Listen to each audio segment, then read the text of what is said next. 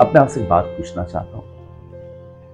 आप जानते हैं, सॉरी मैं पूछना नहीं चाहता हूं, मैं बताना चाहता हूं। आप जानते हैं सब कुछ खो दिया दाऊद ने, और दाऊद ने अपना सब कुछ पा लिया। और आप जानते हो शुरू कहां से हुआ? ये शुरू हुआ एक छोटी सी प्रार्थना के द्वारा। आप सोचिए, जब वो लोग रो रहे थे, मतलब वो कितने इमोशनल हो गए थे। इमोशंस में आने के बाद भी दाऊद बहा नहीं, चलो हम देखते हैं, कुछ करते हैं, चलो हम लोग रिवेंज लेंगे, मार देंगे। नो, अपने इमोशंस को काबू कर कर उसने परमेश्वर की अगुवाई ढूंढी। वो प्रार्थना में गया। आज बहुत कम लोग हैं जो कुछ करने से पहले परमेश्वर की मर्जी को जानने की कोशिश करते हैं। प्रभु मैं ये करने वाला हूं, करूं मैं? प्रभु ये मैं खरीदने वाला हूं, मैं खरीदूं? प्रभु मैं चाहता हूं, मैं चाहता हूं मैं यहां से शिफ्ट हो जाऊं। आप चाहते हैं? आप बहुत सारे काम जब खुदा से पूछकर नहीं करते, या आप उसकी अगुवाई नहीं ढूंढते, आप देखिए वो काम करने के बाद हमें पता चलता है कि हमारे डिसीजंस रॉन्ग थे। क्यों? क्योंकि वो इमोशंस के बेस पे किए गए थे, वो अपनी समझदारी के बेस पे किए गए थे। बाइबल बताती है यीशु ने अपने 12 चेलों को चुनने से पहले पूरी रात प्रेयर की थी। आप पढ़ के देखिए, लिखा है पूरी रात प्रेयर करने के बाद अगले दिन उसने अपने चेलों को चुना और उन्हें प्रेरित कहा। आप जानते हो बाइबल साफ कहती है उसका मन पाप से अलग था। शुद्ध मन होने पर भी यीशु खुद पर निर्भर नहीं था। उसने परमेश्वर से सारी रात पूछा कि तू बता मैं किन को चुनूं, और परमेश्वर की अगुवाई से ओ यीशु ने कहा, पुत्र कुछ नहीं करता जब तक पिता को करते हुए न देखे, पुत्र कुछ नहीं कहता जब तक वो पिता से न सुने। मैं आप में से हर एक को कहना चाहता हूं, मेरे भाइयों मेरी बहनों, जितना कुछ दाऊद ने खोया वो उससे सब कुछ पा लिया, सिर्फ एक वजह से, दाऊद ने प्रार्थना की। एक छोटी सी प्रार्थना की, शायद कोई बड़ी लंबी प्रार्थना वहां नहीं लिखी है। एक छोटी सी प्रार्थना की, प्रभु ने उसको लीड दी और उसने वो किया और वो आशीषित हुआ।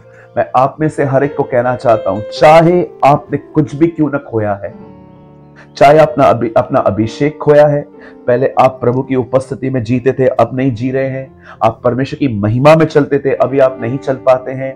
हो सकता है आपका दिल पहले बहुत हम्बल था, पर आप इन दिनों में कठोर से हो गए हैं।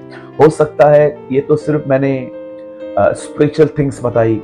कभी कभी हमारे पास बहुत तकलीफें भी होती हैं। कई बार हमें सर्वाइव करने के लिए, बिल्स पे करने के लिए पैसे नहीं होते, क्योंकि हमने सारे अपनी गलतियों के कारण खो दिए हैं। चाहे हमने कुछ भी खोया हो, मैं आप में से हर एक को कहना चाहता हूं, आप उसे वापस पा सकते हैं। आपको एक काम करना है, सबसे पहले व्हाट्सएप के स्टेटस पे डालना बंद कर दो कि आपको तकलीफ है। 80% 90% लोग प्रेयर नहीं करते हैं, जस्ट उसको पढ़ते हैं। कुछ ही लोग होते हैं जो आपके लिए प्रेयर करते हैं। अपना दर्द लोगों को शेयर करना बंद कर दीजिए।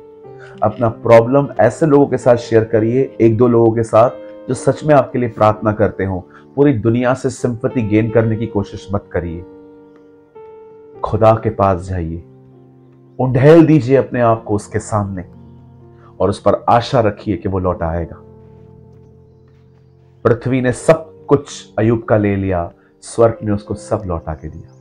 मैं आप में से हर एक को कहना चाहता हूं, मेरे भाइयों मेरी बहनों, दाऊद को सब कुछ मिल गया, पर यह शुरुआत हुआ एक प्रार्थना से।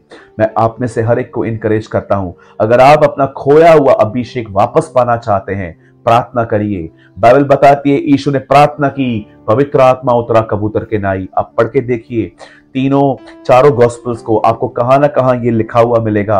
और जब वो पानी से ऊपर आया बपतिस्मा लेके, उससे प्रार्थना की और पवित्र आत्मा कबूतर के नाई उस पर उतरा। बाइबल बताती है जब चेले प्रार्थना कर रहे थे प्रेरितों के काम में, तब उनके ऊपर आत्मा उतरा। जब उन्हें धमकियां मिल रही थी, तभी भी उन्होंने प्रार्थना की और उन्हें और अभिषेक से भर दिया गया। याद रखिए, प्रार्थना और अभिषेक जुड़वा है। जहां प्रार्थना होगी वहां अभिषेक भी होगा। मैं आप सबको इनकरेज करना चाहता हूं, खुदा से बात करिए, टॉक टू जीसस, उसे मांगिए, उसे कहिए, तू तेरा वचन कहता है अभिषेक सर से उतरा, दाढ़ी से बह निकला, सर तू है, तेरी ओर से अभिषेक आता है प्रभु, तो मुझे वापस भर दे, ताकि मैं वापस दौड़ना शुरू करूं, मैं वापस तेरे कलाम को समझना शुरू करूं, मैं वापस घंटों दुआओं में बिताऊं, मैं तेरी आराधना कर पाऊं। मेरे भाइयों, मेरी बहनों, प्रार्थना करिए। 3 रास्ते हैं एक परमेश्वर के दास ने कहा अभिषेक को पाने के। पहला प्रार्थना, दूसरा प्रार्थना, तीसरा प्रार्थना।